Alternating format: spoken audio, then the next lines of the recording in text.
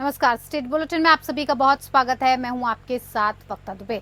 शुरुआत झारखंड की खबर के साथ करेंगे। झारखंड में पूर्व मुख्यमंत्री हेमंत सोरेन की जमानत पर जेल से छूटने के बाद राजनीतिक हलचल बढ़ गई है। हेमंत सोरेन भी काफी सक्रिय हैं। वो लगातार बैठकों और कार्यक्रमों में हिस्सा ले रहे हैं, साथ ही भाजपा पर जमकर हमले कर रहे हैं। विधानसभा चुनाव की तैयारियों को लेकर भी वो काफी सक्रिय दिख रहे हैं। राजनीतिक गलियारे में उन्हें लेकर कई तरह की अटकलें और सुगबुगाहट भी है। और इस बीच आज हेमंत सोरेन के आवास पर सत्तारूढ़ गठबंधन के सभी विधायकों की बैठक बुलाई गई है। कयास लगाए जा रहे हैं कि इस बैठक में कोई बड़ा फैसला लिया जा सकता है। सत्ता पक्ष के सभी विधायकों को बैठक में उपस्थित रहने को कहा गया है। झारखंड मुक्ति मोर्चा के महासचिव विनोद पांडे ने बैठक बुलाए जाने की पुष्टि की है। उन्होंने कहा कि जल्द ही पार्टी की केंद्रीय समिति की भी बैठक होगी। इन बैठकों में राज्य में नवंबर दिसंबर में होने वाले विधानसभा चुनाव की रणनीति पर विचार विमर्श होगा। कांग्रेस प्रदेश अध्यक्ष को भी सूचना देकर कांग्रेस के सभी विधायकों को बैठक में उपस्थित सुनिश्चित कराने के लिए कहा गया है।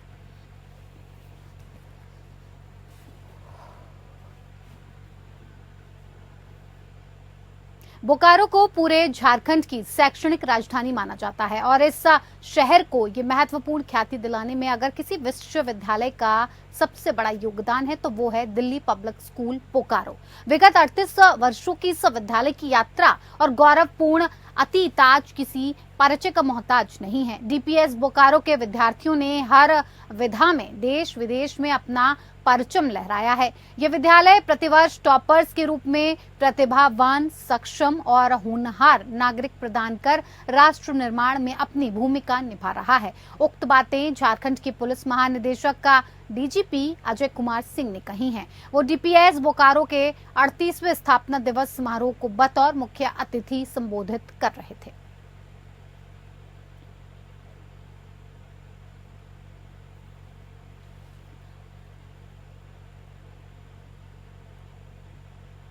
लोकसभा में नेता विपक्ष राहुल गांधी ने हिंदुओं को हिंसक कहा और इसके खिलाफ बीजेपी ने इसे राजनीतिक मुद्दा बना लिया। बीजेपी ने इसके खिलाफ आंदोलन स्वरूप राहुल गांधी का पुतला फूका। बीजेपी बोकारो जिला अध्यक्ष जयदेव राय की अगुवाई में चास के धर्मशाला मोड़ में राहुल गांधी का पुतला दहन किया गया।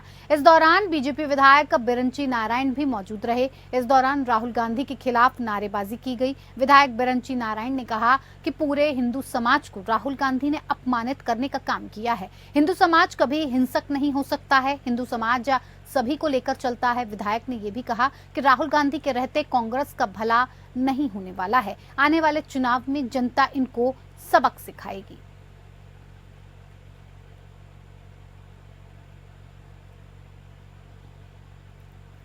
बोकारो के डीसी ऑफिस के दूसरे तल्ले में स्थित निर्वाचन कार्यालय में अचानक से आग लग गई है। आग लगने की वजह से कार्यालय से धुआं निकालने लगा और देखते ही देखते अफरा तफरी का माहौल उत्पन्न हो गया।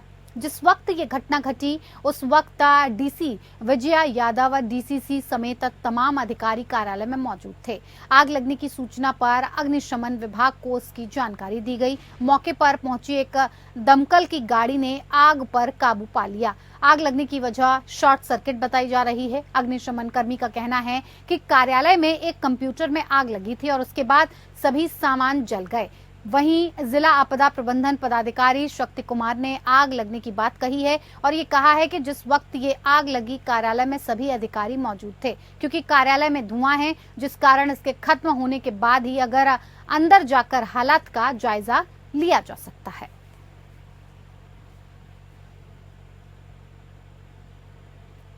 हेमंत सोरेन ने रांची में अपने आवास पर सत्तारूढ़ विधायकों की हाई लेवल मीटिंग की। हेमंत सोरेन की इस हाई लेवल मीटिंग को लेकर सियासी अटकलों का बाजार गर्म रहा। मिल रही जानकारी के मुताबिक हेमंत सोरेन एक बार फिर झारखंड के मुख्यमंत्री बन सकते हैं और इस संबंध में जल्द ही आधिकारिक घोषणा की जा सकती है। वो जल्द ही सीएम पद की शपथ ले सकते हैं। हालांकि राज्यपाल सीपी राधाकृष्णन अभी राज्य से बाहर हैं। वो अभी पुडुचेरी यात्रा पर हैं। हेमंत सोरेन की इस हाई लेवल मीटिंग में मुख्यमंत्री चंपई सोरेन और झारखंड कांग्रेस के प्रभारी गुलाम अहमद मीर और प्रदेश अध्यक्ष राजेश ठाकुर भी शामिल हैं।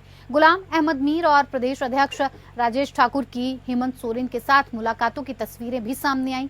आपको बता दें कि रांची में होने वाली इस बैठक के लिए INDA के सभी विधायकों को अनिवार्य रूप से शामिल होने के लिए कहा गया था।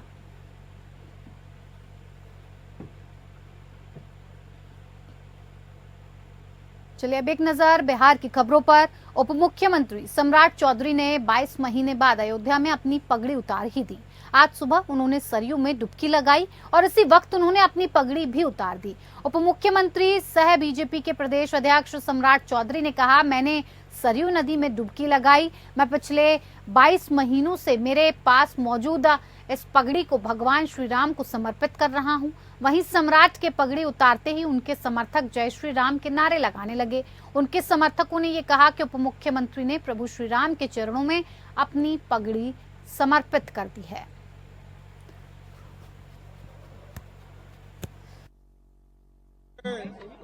दो साल से हम लोग लगातार बिहार में एक अभियान चलाकर इंडी गठबंधन के सरकार को हटाना था और आदरणीय नीतीश कुमार जी ने 28 जनवरी को वो गठबंधन छोड़कर हमारे साथ मुख्यमंत्री हुए और हम लोग मुख्यमंत्री बनाने के बाद ये हम लोगों ने तय किया कि अयोध्या जाकर प्रभु श्री राम के चरणों में इसको समर्पित करने का काम करूंगा। राहुल गांधी ने सदन के अंदर हिंदुओं को लेकर कहा था कि हिंदू हिंसा फैलाते हैं। अब इसको लेकर हिंदू एकता के बैनर तले भागलपुर के लोग यहां मांग कर रहे हैं कि राहुल गांधी के खिलाफ कठोर से कठोर कार्रवाई की जाए। साथ ही राहुल गांधी के इस बयान पर उन्हें देश की जनता से माफी भी मांगनी चाहिए। भागलपुर के स्टेशन चौक समीप सैकड़ों हिंदुओं ने राहुल गांधी मुर्दाबाद के नारे लगाते हुए उनके लोकसभा में हिंदुओं के खिलाफ दिए गए बयान के खिलाफ जमकर नारेबाजी की है। इस दौरान लोग अपने हाथों में तख्तियां और बैनर लेकर विरोध प्रदर्शन करते दिखे। साथ ही ये कहा कि राहुल गांधी अब तक सनातन का अपमान करते आ रहे हैं। राहुल गांधी, अगर आपको इटली पसंद है तो जाकर इटली में रहिए। देश के हिंदुओं को गाली देना बंद करिए। हिंदुओं ने हमेशा सबको समायोजन किया है। हिंदू धर्म की तो उनको समझ ही नहीं है।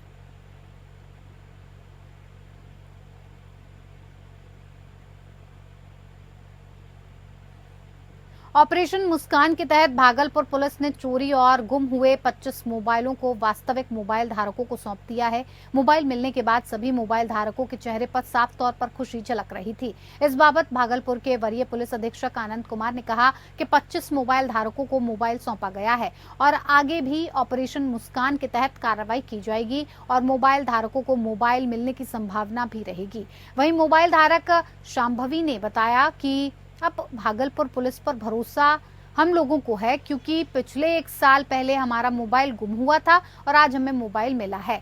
आपको बता दें कि भागलपुर पुलिस ने 2023 में अभी तक लगभग 409 मोबाइल, जिसकी कीमत 60 लाख रुपए है, सभी के वास्तविक मोबाइल धारकों को सौंप दिया है।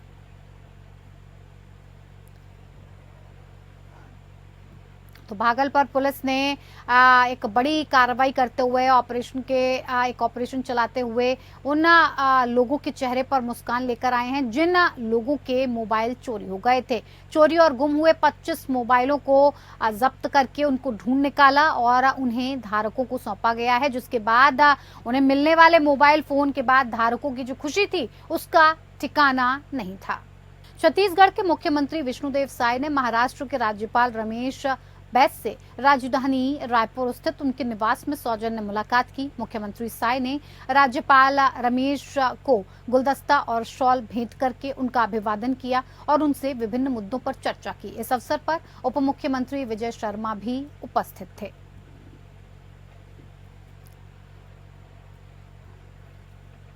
छत्तीसगढ़ के उप मुख्यमंत्री और नगरीय प्रशासन एवं विकास मंत्री अरुण साव ने वरिष्ठ विभागीय अधिकारियों के साथ वीडियो कॉन्फ्रेंसिंग के जरिए प्रदेश के सभी नगर निकायों के कार्यों की समीक्षा की। उन्होंने बैठक में सभी नगर निगमों के आयुक्तों तथा नगर पालिकाओं एवं नगर पंचायतों के मुख्य नगर पालिका अधिकारियों को शहरों के सुनियोजित और संतुलित विकास के लिए काम करने को कहा। उन्होंने नगरीय निकायों की कार्यप्रणाली में बदलाव लाते हुए परिणाम मूलक कार्य करने के निर्देश दिए। साव ने स्वच्छता पर विशेष ध्यान देने को कहा। उन्होंने ये भी कहा कि स्वच्छता सर्वे में हर निकाय की रैंकिंग में सुधार आना चाहिए।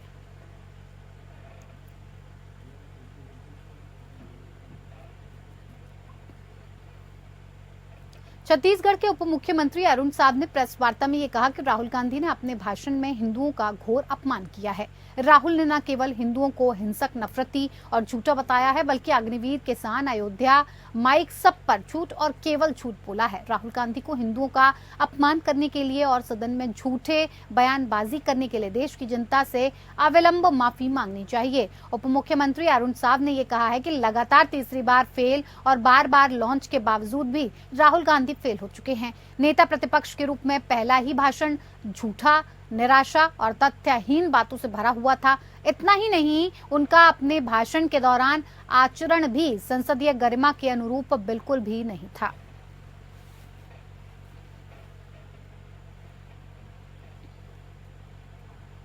राहुल गांधी के हिंदुत्व वाले बयान पर छत्तीसगढ़ में राजनीति तेज हो गई है। भाजपा के हंगामे पर पूर्व सीएम भूपेश बघेल ने पलटवार किया। छत्तीसगढ़ के पूर्व मुख्यमंत्री भूपेश बघेल ने राजीव भवन में प्रेस कॉन्फ्रेंस को संबोधित करते हुए कहा कि सत्ता पक्ष 10 सालों से डरा रहा है।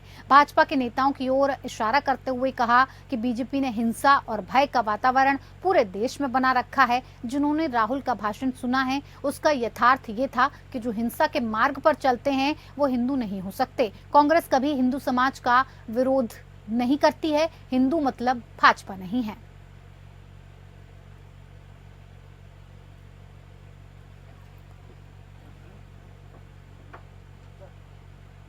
छत्तीसगढ़ की महिला एवं बाल विकास मंत्री लक्ष्मी राजवाड़े ने मंत्रालय महानदी भवन में महिला बाल विकास विभाग के कार्यों की विस्तार से समीक्षा की। लक्ष्मी राजवाड़े ने अधिकारियों को प्रत्येक आंगनबाड़ी की सतत औचक निरीक्षण करने के निर्देश दिए। उन्होंने हितग्राहियों को दिए जा रहे पोषण आहार एवं अन्य सुविधाओं की नियमित जांच कर उसकी गुणवत्ता सुनिश्चित करने के भी निर्देश दिए। बैठक के दौरान विभागीय अधिकारियों ने पावर पॉइंट प्रेजेंटेशन के जरिए विभागीय कार्यक्रमों और योजनाओं की जानकारी दी। बैठक में विभाग की सचिव शम्मी आबिदी, संचालक तुलिका प्रजापति सहित अन्य विभागीय अधिकारी मौजूद थे।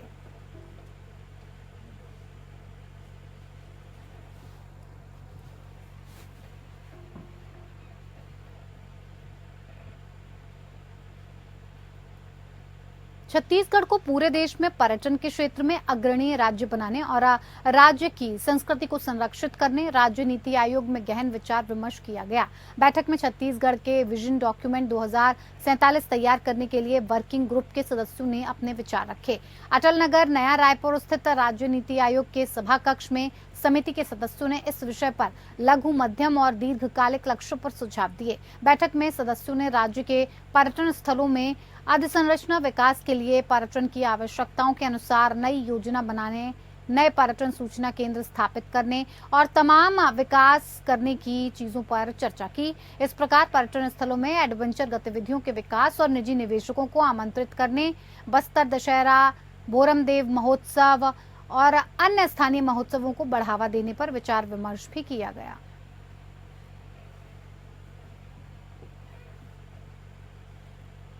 महेंद्रगढ़ वन मंडल के कुवारपुर वन परिक्षेत्र में कुदरा बीट में लाखों की लागत से बनाई गई स्टॉप डैम में गुणवत्ता विहीन निर्माण कराया गया है, जहां डैम में जगह जगह से दरारें आ गईं और डैम का पानी पूरा उन दरारों से लीकेज होकर बह गया है। देखा जा सकता है कि इस डैम का निर्माण कार्य किस कदर हुआ है कि डैम भ्रष्टाचार की भेंट चढ़ गया है।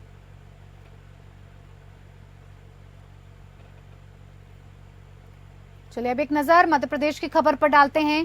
भारत में 1 जुलाई से नया कानून लागू हो गया है। नए कानून के बारे में लोगों को जानकारी देने के लिए पुलिस अधिकारी लोगों को इस कानून की जानकारी दे रहे हैं। गृह मंत्रालय के निर्देश पर जोन और रेंज के समस्त थानों में 1 जुलाई 2024 से लागू न्यू क्रिमिनल मेजर एक्ट के सफल क्रियान्वयन हेतु जनमानस को न्यू क्रिमिनल मेजर एक्ट के संबंध में जागरूक करने हेतु जागरूकता कार्यक्रम आयोजित किया गया। नवीन आपराधिक कानून से स्थानीय महिलाओं, युवाओं, छात्रों, वरिष्ठ नागरिक, प्रबुद्धजनों, स्व सहायता समूह के सदस्यों व शांति समिति, शहर ग्राम रक्षा समिति के सदस्यों को बुलवाकर विस्तार से जानकारी देते हुए बताया गया कि आम जनता के हितों को ध्यान में रखते हुए बनाए गए हैं। नए कानून में अपराधी को उसके किए की सजा मिले, इस पर विशेष ध्यान दिया गया है। कहीं पर भी घटना होने पर परिस्थितिवश कहीं पर भी एफआईआर की सुविधा और ईएफआईआर का भी प्रावधान रखा गया है। नए कानून में डिजिटल साक्ष्य, फॉरेंसिक साक्ष्यों के महत्व को बढ़ावा दिया गया है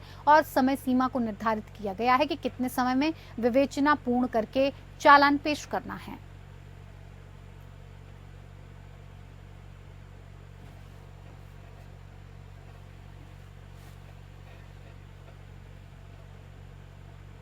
डिंडोरी जिले के बजाग मुख्यालय अंतर्गत पोषक ग्राम ढूंढ में वर्षों पूर्व बने बांध के किनारे से ढूंढ ग्राम जाने के लिए पीएमजीएसवाई योजना के तहत सड़क निर्माण कार्य किया गया था, जहां पर बारिश का पानी निकासी के लिए रपटा बना दिया गया। ग्रामीणों ने बताया कि हर वर्ष बारिश के मौसम में बांध में अधिक पानी का भराव के कारण बांध का पानी सड़क से होकर निकलता है और अधिक बारिश की वजह से सड़क का एक हिस्सा टूट जाता है।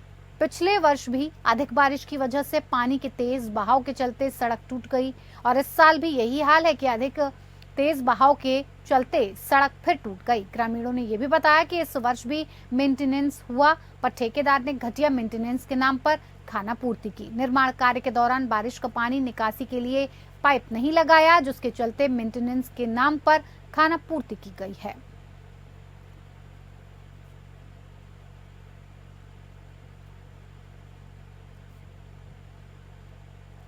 स्टेट बुलेटिन में इतना ही। नमस्कार।